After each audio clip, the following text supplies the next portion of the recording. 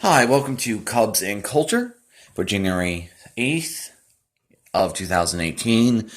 We will be discussing the movie Whiplash. It was my favorite film from 2014. It's up for several Oscars. It won one for J.K. Simmons, one for sound mixing or editing, and one for film editing.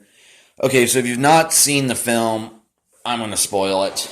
Okay, so spoilers. It's one of the things it was called when it was first released was a Full Metal Juilliard, and it's about a jazz drummer who is driven to the point of emotional and psychological abusive breaking points by an abusive, demanding band leader played by J.K. Simmons. It's about so the basic story is it's a maturation story. It's about the kid Andrew, who's the main character, coming into his own about what sort of person or what sort of man he wants to be, and the movie sort of built around the tension around what do you need to do to be a great artist or a great person. Okay, so one of the things about movies today, compared to like movies even in the 70s or 60s or more so like in the 30s and 40s, is a lot of writers mistake length for depth, or they think that every single story needs to be told, that has to be like a big epic where you spend like 20 minutes in the beginning of the film setting up everything, and then you spend 20 minutes at the end wrapping everything up in a nice little bow. So one of the things I really like about this movie is it's in some ways it's a very small story, in that it's basically about the relationship between a teacher and student, and it's very it's like you get into it right away and you get out of it right away. I really like how the beginning and the ending of this film mirror each other, and then of course everything about like depth. Whiplash, it refers to it's a jazz. Whiplash. The song is a standard jazz thing for studio bands, and then it's also whiplash, like the injury to your neck because you get into a car accident, which Andrew is the main character does at one point, and sort of just the craziness about it. So if you weren't aware, this movie is sort of partially modeled on Chanel's, who's the director and writer, own personal experience, and there's a lot of things in this film where it feels very authentic, that like Charlie Parker gets referenced, who's this great jazz drummer, that the movie begins and ends with sort of a standard pissing match thing used by drummers, which is a type of roll. And let me pause there for a sec. And sort of the other thing about the screenplay is there's not a single wasted moment in it.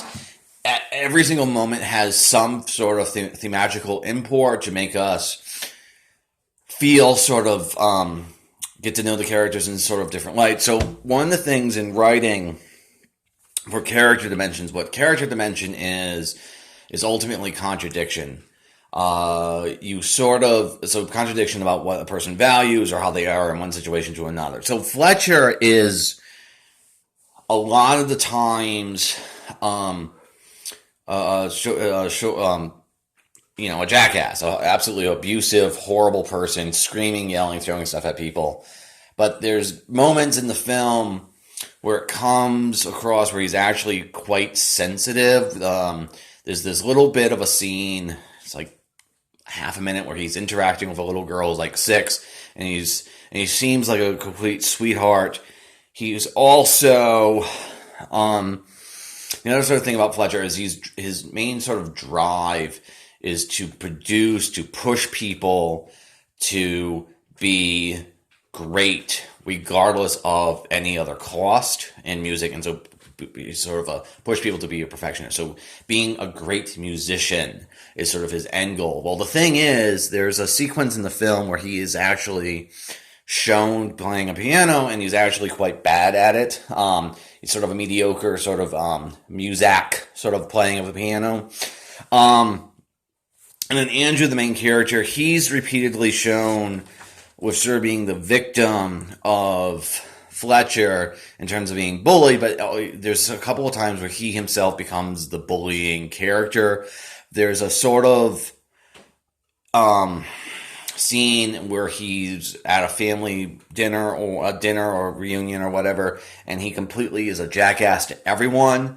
He sort of gets molded into Fletcher at points, and he starts being a jackass towards other people. So he's both sort of victim and villain, Andrew, at times. And then the other sort of thing about Andrew is, on sort of the first layer of the film, he wants to be a successful musician.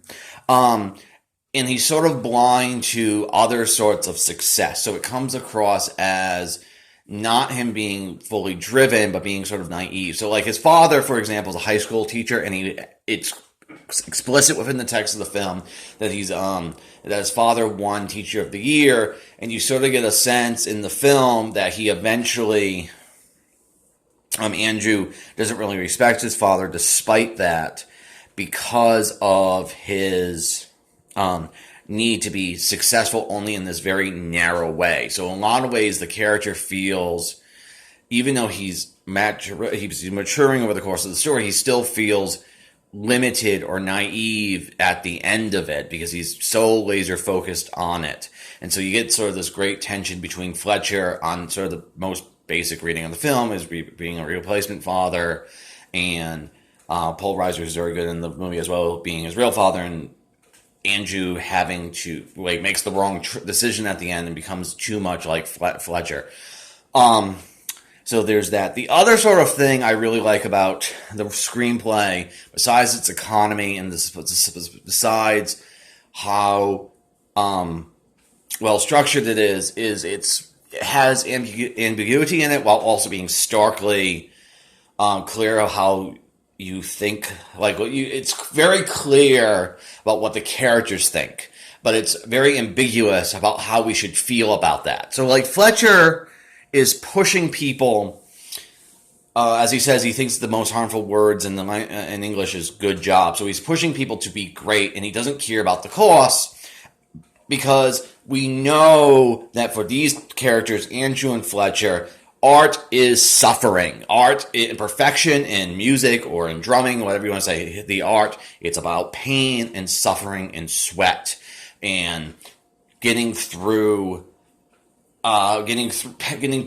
so far to do what you need to do to be great that nothing else really matters. But the thing is, there's moments in the movie where, even though it's very clear that's what the characters' drives are, you're not entirely sure how you should feel about that. So, for example, it's somewhat implied that Fletcher drove a person to suicide, but then he's also very sweet and sentimental about this student. And then there's another point in the movie where Andrew is like, "You fucking bastard, fuck you," while he's playing the drums, and it's not clear if he's referring to himself because he's pushing himself too hard, or Fletcher. So this movie has shades of gray in not what the characters stand for, but how we should feel about it. So it sort of creates this sort of hypnotic sort of space where you're kind of horrified and exhilarated by what's happening to Andrew. So let me pause right there for part one.